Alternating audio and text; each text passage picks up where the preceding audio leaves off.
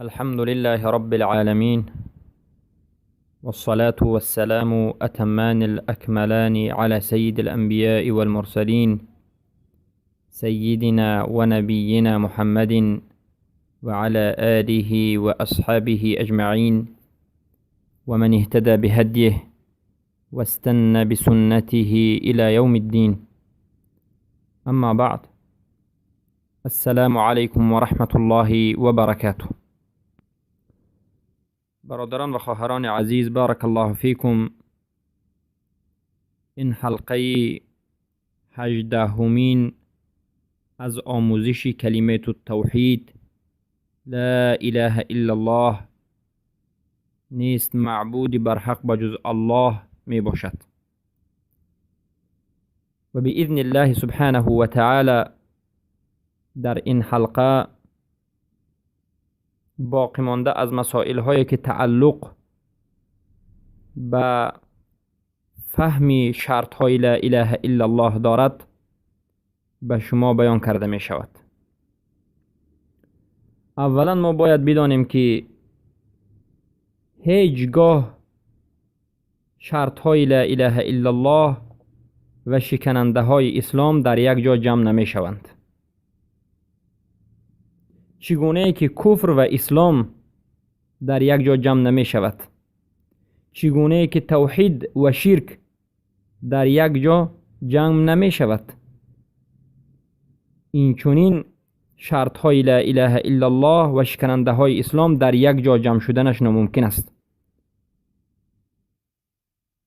اگر به عباره دیگر و به مثال به شما بیان بکنیم، یک انسان هم موحد بودنش و هم مشرک بودنش ناممکن است.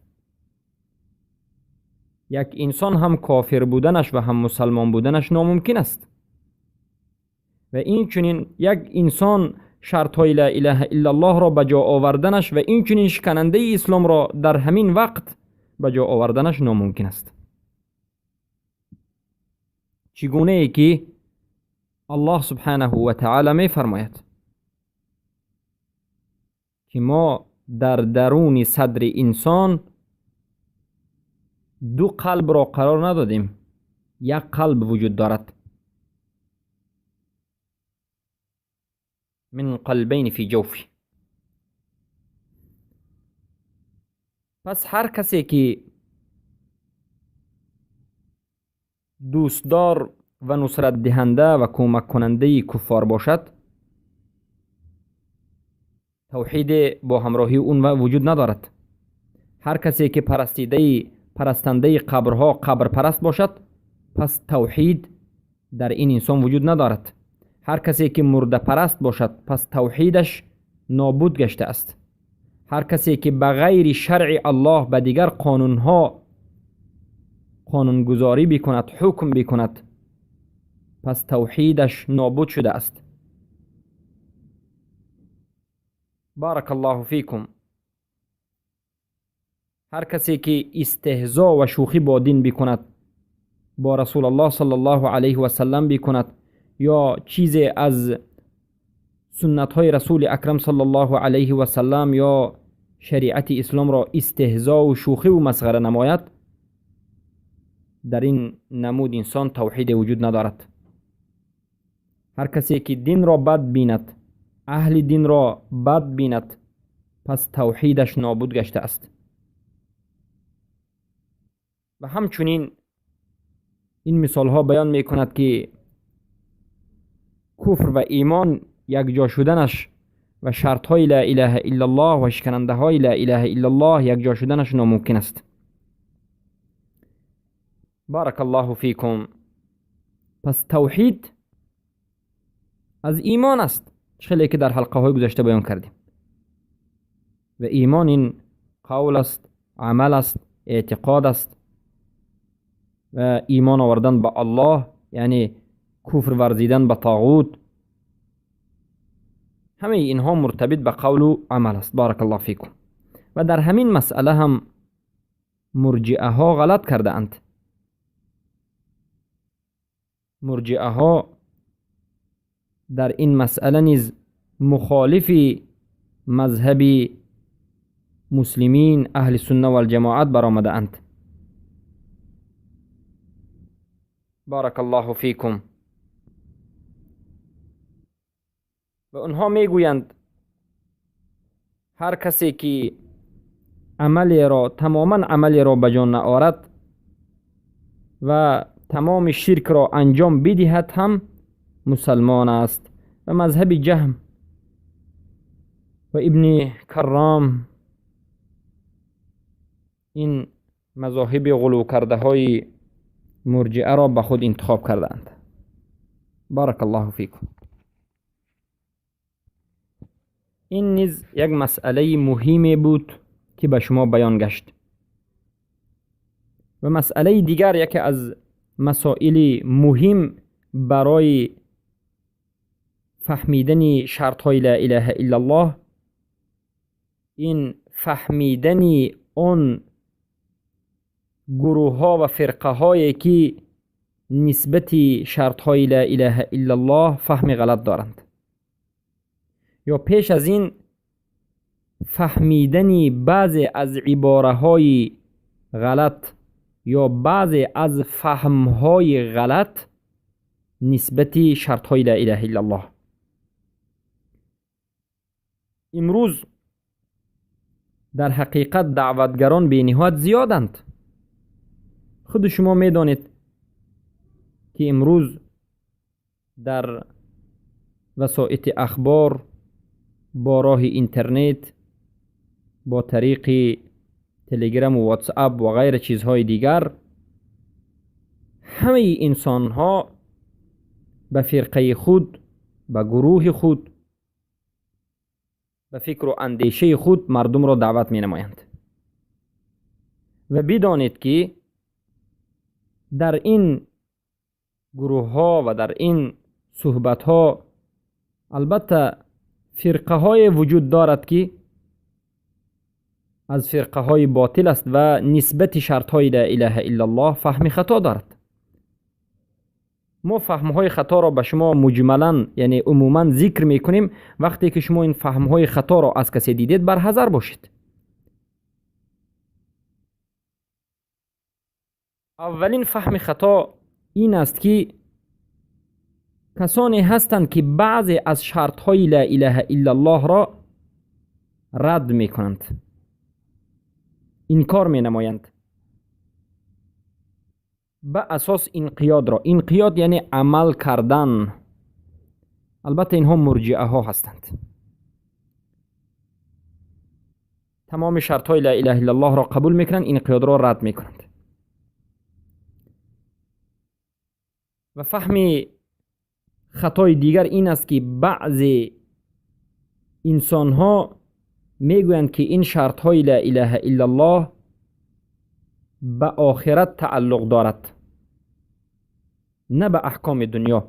ما در حلقه گذشته گفتیم که این سخن مرجعه هست. مرجعه ها میگویند که شرط های لا اله الا الله تحقیقش، فهمش در این دنیا ضرور نیست، بلکه به آخرت تعلق دارد. البته این غلط است. بارک الله فیکم. و فهم غلط سوم این است که کسانی هستند که میگویند این شرط های هفتگانه لا اله الا الله تعلق به قلب دارد، نه به جسم. میگویند که این شرط های لا اله الا الله همه اش باطنی هست، تعلق به دل دارد. ما گفتیم این هم غلط است، چرا که شرط های لا اله الا الله هم باطنی و هم ظاهری هست و اینچنین هم به این دنیا و هم به روز قیامت تعلق دارد. عمل، صدق، یا که عمل، قبول، انقیاد، اینها ظاهری هست. صدق، محبت، اخلاص، اینها باطنی هست. باطنی تعلق به روز قیامت و ظاهری تعلق به این دنیا دارد. و این چنین کسانی هستند که به بالای این 7 شرط های دیگر را باز ذکر می کنند که ما در حلقه گذشته به شما ذکر کردیم که بعضی ها هر نمود چیزهای دیگر را به بالای این شرط ها ذکر می کنند و شرط ها را از 7 تا زیادتر و یا عباره های دیگر را داخل می کنند. و فهم غلط پنجم این است که بعضی ها میگن این شرط صحت لا اله الا الله نیست، بلکه شرط کمال ایمان است. یعنی معنای سخن این است که اگر شما این شرط های لا اله الا الله را نفهمید، ندانید، به اهمیت باشید، هم ایمان شما وجود دارد اما ایمانتان ضعیف است. میگوید ما میگیم این سخنی مرجئه است و این سخنی غلط است. بلکه اهل سنت و الجماعت میگویند این شرط هفتگانه شرط صحت لا اله الا الله است. و کسانی هستند که میگویند همه مسلمان ها در این شرط هفتگانه برابرند، دانند یا ندانند. این هم مذهب مرجئه است. و بعضی دیگرها از این شرط های هفتگانه بعضش را به بعضش داخل میکنند. مثلا میگویند قبول و انقیاد به معنای یگانه است، یا که صدق و اخلاص این یک شرط یگانه است، که البته از نظر اهل سنت و الجماعت همه این سخنها باطل است و غلط است. و بعضی از فرقه دیگر به مانند خوارج میگویند هر کسی که میخواهد که به اسلام داخل بشود لا اله الا الله محمد رسول الله را باید بگوید و این 7 شرط را حتما در همون وقت اول اسلام آوردنش بداند و قبول بکند و عمل نماید. که البته این مذهب خوارج است. بلکه ما اهل سنت و الجماعت میگوییم هر کسی که لا اله الا الله گفت به مجرد لا اله الا الله گفتنش داخل اسلام می شود، گرچنده که از این شرط های هفتگانه خبر نداشته باشد، اما با مرور زمان این شرط های هفتگانه را حتما به این انسان نامسلمان شده آموزانیده و فهمانیده می شود. بارک الله فیکم. بارک الله فیکم. و این چنین کسانی هستند که شرط های علاوگی را که از این شرط های لا اله الا الله نیست داخل کرده است. به مانند خوارج ها میگد تکفیر باللازم و البیع للامام، تکفیر کردن به سبب گناه، تکفیر کردن به سبب گناه کبیره، یا که گذاشتن اصل اهل لا اله الا الله کفر. میگن که اصل تمامی حتی ملت اسلام کسانی که لا اله الا الله گفتن اصلشون کفر است و اینکه از اونها تبیین یابند. و میگن که اذا کفر الحاکم کفر المحکوم. این البته سخنهای خوارج است. بارک الله فیکم. البته این عباره هایی که ذکر کردیم همه اش عباره های غلط و فهم خطای نسبتی شرط های لا اله الا الله بود که ما باید بفهمیم و از این خطاگی ها خود را دور بگیریم. بارک الله فیکم. پس این شرط های لا اله الا الله در نزد فرقه های باطل و مخالفین این چنین چی معنی دارد یا چگونه قبول میکنند؟ به مانند مذهب مرجئه، مذهب خوارج، مذهب اگر نگاه کنیم علمانیون، یا که معطله، قدریه، جبریه، فلاسفه، همه این فرقه های باطل شرط های لا اله الا الله را به فهمی غلط خودشان میفهمند. بارک الله فیکم. پس سرشوی شرط های لا اله الا الله را اکثر و معظم فرقه ها از جهت اصل قبول دارند، اما بعد از قبول کردن شرط های لا اله الا الله در مسئله فهم لا اله الا الله این فرقه ها باطل می شوند و به اصل باطلی فرقه خودشان شرط های لا اله الا الله را تفسیر و معنی دادی خطا می دهند. بعضی از این شرط ها را رد می کنند و بعضی دیگرش را معنی خطا می دهند و چیزی زیادی می درارند. اولین فرقه باطلی که در فهمی شرط های لا اله الا الله خطا کرده است این مرجئه است، فرقه مرجئه. باید دانید که در همه مسائل اعتقادی مرجئه و خوارج در دو طرف اهل سنت و الجماعت وجود دارد و اهل سنت و الجماعت همیشه در بین است. اهل سنت و الجماعت مذهبی وسط است، ما بین است، نه افراط میکند نه تفرید. خوارج افراط میکند، یعنی غلوف، از حد میگذرد مرجئه تفریط میکند و تقصیر میکند و کمبودی میکند و اهل سنت و الجماعت در بین می ایستد، در مابین، نه افراط و نه تفریط، نه غلو میکند و نه ترک میکند. پس مرجئه با تمام نمودهایش و با تمام صفتهایش که ما در حلقه های گذشته به شما بیان کردیم، 9 نمودی مرجئه را همه اش از شرط های لا اله الا الله عمل را بیرون میکند و این چونین شرط انقیاد عملی را انکار میکند. پس انقیاد، این شرط لا اله الا الله، شرط هفتمینش، یعنی عمل پابرجا بودن در عمل، اطاعت الله و رسول الله را انجام دادن، شرط عملی هست. مسلمان باید بعد از این که لا اله الا الله را بگفت باید عمل نماید. اما مرجئه می آید تمام نمودهای مرجئه، مرجئه جهمی، مرجئه کرامی، مرجئه اشعری، مرجئه ماتریدی، مرجئه اخوانی و حزبی و غیره، همه اش عمل را از شرط لا اله الا الله انقیاد را نیست می کند و رد می کند. اشعری ها می آید صدق و علم را قبول می کند و باقی مانده را رد می کند. اینها اشعری ها می گوید لا اله الا الله شروط دارد، ما هم قبول داریم، اما شرط لا اله الا الله در نزد اشعری 2 تا هست، نه 7 تا. در نزد اهل سنت و الجماعت 7 تا هست، در نزد اشعری 2 تا. این صدق و علم، اخلاص وجود ندارد، محبت وجود ندارد، قبول وجود ندارد، انقیاد وجود ندارد. سبحان الله. و اگر نظر کنید به برادر اشعری ها، ماتریدی های مرجعه، اینها باشند صدق، قبول و اقرار را قبول میکنند. صدق، قبول و اقرار. و بعضی از مرجعه های دیگر میگن که این 7 شرط را ما قبول میکنیم، اما این شرط های صحت لا اله الا الله نیست. یعنی اگر انسان این شرط ها را قبول نکند یا که بجا نآورد هم هیچ باکی ندارد، یعنی شرط کمال هست. میگه ایمان انسان را زیاد میکند، اگر انجام ندادید ایمانتون ضعیف میشد. و البته این نمود مرجعه ها باز میگن که این شرط های لا اله الا الله به دنیا تعلق دارد و به آخرت تعلق ندارد.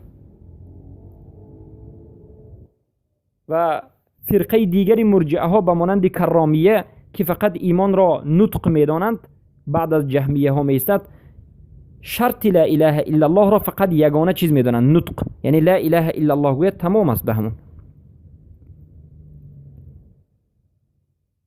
پس مرجئه یگانه فرقه باطلی هست که تمام جمیع شروط های عملی لا اله الا الله را انکار میکند و میگوید که لا اله الا الله یک کلمه هست که هر کسی که بگوید یگان عملی خیری را انجام ندهد هم ایمانش مثل ایمان جبرائیل هست، مثل ایمان و میکائیل هست، مثل ایمان ابوبکر و عمر و عثمان و علی و دیگر صحابگان است. یگان عمل را انجام ندهد هم این مسلمان قوی الایمان است میگد. و البته این سخنی غلات مرجعه غلط است و باطل است و سبب شکست خوردن امت اسلام شده است. و البته همین نمود مرجعه ها میگد که لا اله الا الله بگوید، اگر علم داشته باشید یا یقین نداشت، علم نداشته باشید، یقین نداشته باشید، صدق نداشته باشید، اخلاص نداشته باشید، محبت نداشته باشید، انقیاد و قبول نداشته باشید هم شما داخل جنت میشوید و از آتش دوزخ نجات مییابید. و دلیلشون حدیث بطاقه هست،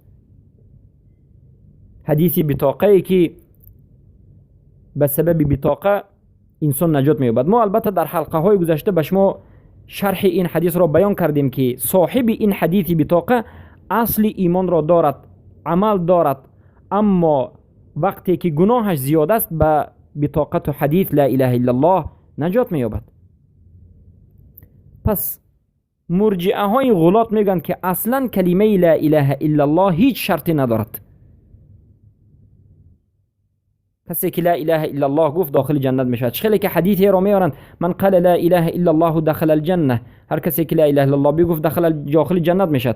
ما این حدیث رو به شما شرح دادیم و بگفتیم که اهل سلف در شرح این حدیث به سه مذهب جدا شده اند. مذهب اول نسخ، این حدیث منسوخ شده است. مذهب دوم این حدیث مطلق است و حدیث های بعد از این آمده مقید کرده است. حدیث های دیگر است که این حدیث رو باز شرح میدهد به مانند الا بحقها و الا بحسابها. پس این بود فرقه اول از مذهب مرجئه ها، فرقه اولین فرقه باطلی که در شرط لا اله الا الله غلط رفته است و خطا کرده است و باطل کرده است و همه این فهم مرجئه فهم غلط بود.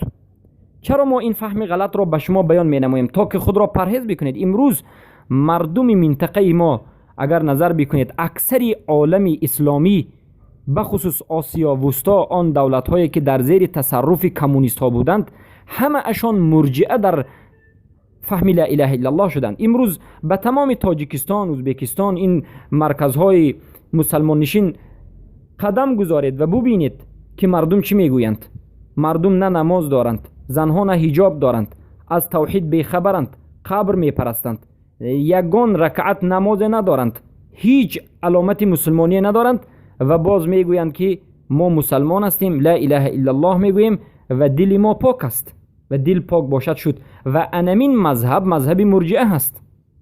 وقتی که علما بیان نکردن مذهب مرجئه پهن شد، غلبه کرد و البته کافرها میخواهد که ما مذهب مرجئه قبول کرده باشیم یا مذهب مرجئه در بین امت اسلام پهن شده باشد، زیرا تمام منافقین، مرتدین، کافران از مذهب حقیقی اهل سنت و الجماعت می هراسند و می ترسند. بارک الله فیکم. ما به شما بیان میکنیم تا که خود را از این نمود غلط ها و خطاگی ها دور بگیرید. و فرقه دومی که در فهم شرط های لا اله الا الله خطا کرده است خوارج ها هست که در شرط های لا اله الا الله بعضی از شرط های دیگر را داخل میکنند که از شرط لا اله الا الله نیست، یعنی با غلو و زیاده روی میکنند. مرجئه ها شرط ها را نابود میکنند، نیست میکنند، لا اله الا الله را یک کلمه خشک میکنند. خوارج ها می آیند به بالای این 7 شرط با شرط های دیگر را زیاد میکنند و غلو میکنند، به مانند این که میگویند التکفیر باللازم والبیعه و این چنین تکفیر کردن به سبب ترک کردن بعضی از عملها، تکفیر کردن به سبب بعضی از گناه ها را انجام دادن، تکفیر کردن به سبب گناه کبیره که البته این مخالف قرآن و سنت است، یا تکفیر کردن عموم مسلمان ها، آنهایی که لا اله الا الله میگن این نمود مسلمان ها را اصلشان را کافر گفتن و تکفیر کردن و اصل اهل لا اله الا الله را کفر گفتن. و البته این مذهب خوارج است که در این مسئله مذهب خوارج هم غلط میکرد.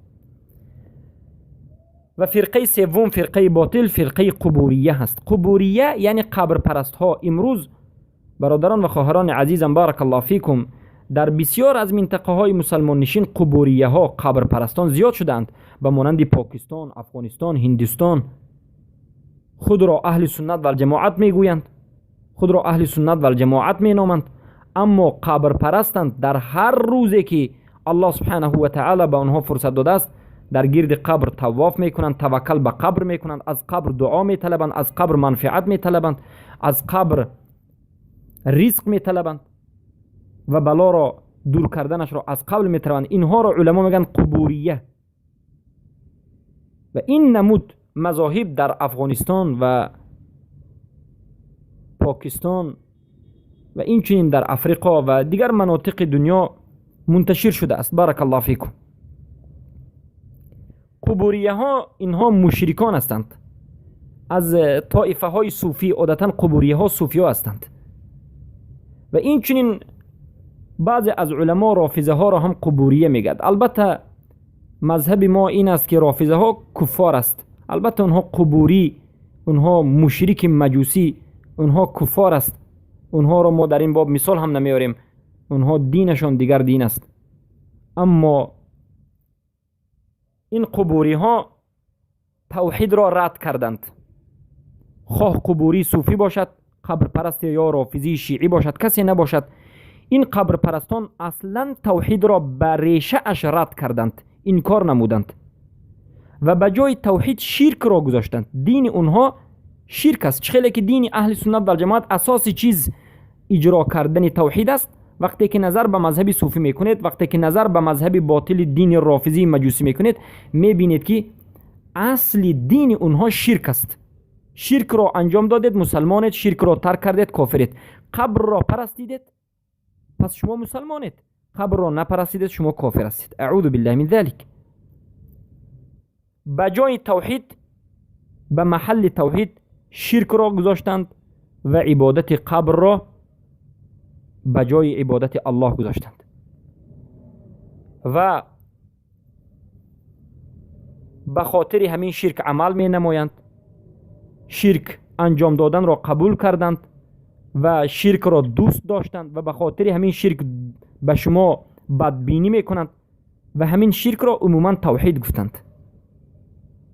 و از همه عجایب ترین عمل این است که وقتی که به این صوفی های قبر پرست یا برافیزه های کفاری مرده پرست میگوید که توحید، کلمه توحید را به اونها میگوید، بدنشان بلرزه می آید. از شنیدن کلمه توحید بدنشان بلرزه می آید و طاقت شنیدن کلمه توحید را ندارند.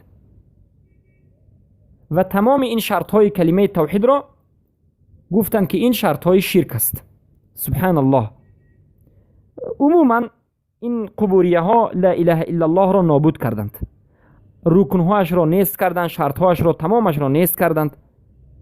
پس در نزد اونها توحید الوهیت و توحید اسما و صفات وجود ندارد. اونها فقط توحید ربوبیت را قبول میکنند که میگویند الله یگانه است، دنیا را یگانه خودش خلق کرده است، خودش قادر اختراع است، خودش رزق دهنده است، خودش میراننده است، خودش زنده کننده است.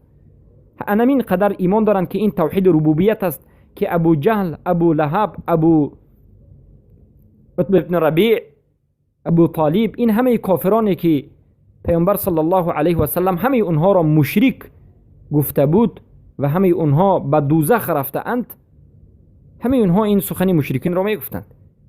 یعنی ابو جهل هم میگفت که الله این دنیا را خلق کرده است، الله باران میباراند، الله رزق میدهد، الله میمیراند، الله زنده میکند. اما به این اقرارش مسلمان نشد، زیرا مقصد دین اسلام توحید الوهیت است، نه ربوبیت. ربوبیت را هم اقرار میکردن. پس این صوفی ها، رافضه ها، اینها مقصد دین را باز به ربوبیت میبرند و در الوهیت شرک را انجام میدن. بارک الله فیکم. و فرقه چهارم که در فهم شرط های لا اله الا الله مذهبی غلط دارند، این مشرعون، حاکمانی هستند که خودشان قانون میبرارند، قانون الله و رسول الله را رد میکنند و خودشان دستور میبرارند، قانون میبرارند، کنستوتسیا میبرارند و به حکم غیر الله سبحانه و تعالی در بین بندگانش حکم میکنند. حکم خودشان نوشته را از حکم الله و رسول الله افضل میدانند و شرط های لا اله الا الله را رد میکنند. شرط های انقیاد، عمل کردن، قبول کردن و اخلاص در عبادت به الله رب العزت و الجلال را رد میکنند. و پنجم فرقه باطل، این دوستداران کفار، الموالون للکفار، دوستداران کفار یعنی ظاهرا و باطنا نصرت دهندگان کفار، خود را مسلمان میگیرند اما دوستداران حقیقی کفار هستند و کفار را نصرت به ضد مسلمان میدهند. شرط محبت و شرط قبول را اینها از این شرط لا اله الا الله رد میکنند و این چنین رکن کفر بر طاغوت را از رکن اول لا اله الا الله رد میکنند. و مذهب باطل پنجم این مذهب مرتدون هست. مرتدها یعنی مرتد کی؟ کسی که اصلش مسلمان بود و بعد از این از اسلام بیرون شد، این مرتد گفته می شود. و این چنین اینها شرط های لا اله الا الله را نیست کردند. و این چنین علمانیون به مانند حکومت ترکیه، اینها میگند سیاست از دین جدا هست. یعنی شما در مسجد نماز را خوانید، ما چیکار خواهیم میکنیم و دولت دموکراتی انمین دولت مسلمانی است میگد که البته اینها خطا کرده است و این کارشون کفر است و به کفر واقع شده است. و این چنین انسان ها البته کسی که این نمود اعتقاد دارد حکمش کفر است. بارک الله فیکم. این چنین معطله نیز شرط های لا اله الا الله را انکار میکند، یا که یکی از شرط های لا اله الا الله انکار صفات مینامد. قدریه اثبات عدل و پاک کردن الله از ظلم و انکار کردن قدر و بعضی از مسائل عقیدوی را از شرط های لا اله الا الله میداند. جبریه فلسفی ها میگد که هر کسی که به الله به وجود بودن الله ایمان بیارد تمام است، همین شرط لا اله الا الله هست میگد. و همه این مذهب های یا 10 مذهبی باطلی که به شما ذکر کردیم مذهب های باطل در فهم شرط های لا اله الا الله بود. پس برادران و خواهران عزیز، بارک الله فیکم، وقتی که این غلط ها و این خطاگی ها و این کفریات ها از مذاهب مرجعه و خوارج، قبوریه و قبر پرستان و رافضه و صوفی و از علمانی و دموکراتی و از غیر این مذهب های باطل به شما ذکر کرده شد، شما بعد از فهم این خطاگی ها خود را از اینها دور بگیرید و عقیده خود را صحیح گردانید. و با همین ان شاء الله سبحانه و تعالی در حلقه آینده ما به شما معنای کلمه شرط را ذکر میکنیم که خود شرط چی معنی دارد و بعد از آن ان شاء الله سبحانه و تعالی 7 شرط لا اله الا الله را به شما شرح و توضیح خواهیم داد. سبحانك اللهم بحمدك اشهد ان لا اله الا انت استغفرك و اتوب الیک.